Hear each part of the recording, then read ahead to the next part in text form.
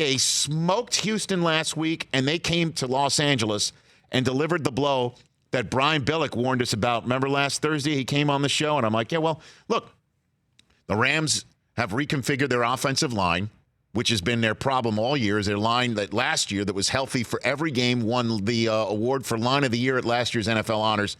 Totally banged up, totally reconfigured. There's 2 guys out, 3 guys really, 1 guy on IR, and they've reconfigured it. But hey, here was Gurley. Gurley ran it 25 times, 28 touches. Maybe he could keep Lamar off the field. He goes, yeah, no, I think, they're going to get beat. They're going to get beat bad. I'm paraphrasing with the conversation. Well, they didn't just beat him up. They left everybody in the Twitterverse and a lot of folks in the NFL world thinking that not only it looks very difficult for them to make the playoffs this year in the NFC because the division is essentially history. They're 6-5. They're four games behind a team in San Francisco that first started to truly raise eyebrows when they came here to Los Angeles and laid the wood on the Rams in that game back in October. And the next closest path to the basket to try and defend their conference championship are the Vikings, who come off a bye in a huge Monday night game coming up next week. Vikings at Seahawks, those are your 2 wild card teams right now. And Seattle has a chance, if they win that game, to potentially be the top seed in the entire conference. Potentially. We'll see what the Saints do on Thursday night and Thanksgiving night in 2 nights. Saints beat the Falcons. They have an opportunity to potentially be the top team in conference by the end of the weekend, because next up for San Francisco is a trip to Baltimore for an early window, 10 a.m. body clock in their heads game. Oh, baby. Next up is this front seven, this ferocious front seven, this great defensive line.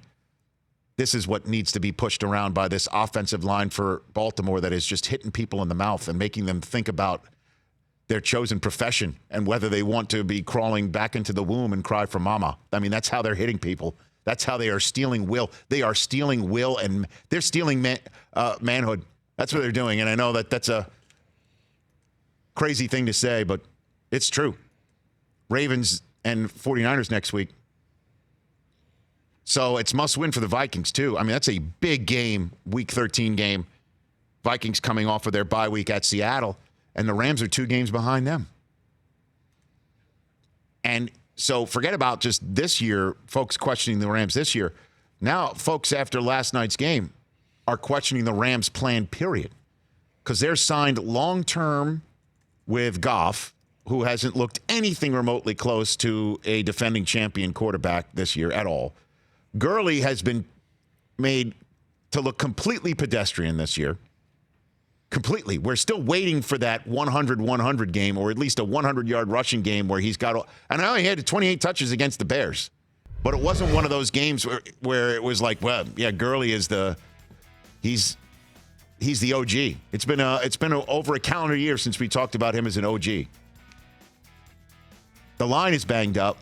They're signed long-term to Aaron Donald and Jalen Ramsey. They're going to have to pay all that money to. They don't have draft picks in the next 2 first rounds. How are they going to fix the line? How are they going to fix the team? Well, Les Snead hasn't forgotten how to choose players, and McVay hasn't forgotten how to coach. And if John Harbaugh was smart enough last year to say, okay, I'm going to reconfigure my offense, change things up, because the way things are going aren't going very well. And I do have this first round draft choice that Ozzie Newsome left as he was going out the door. Let me try that.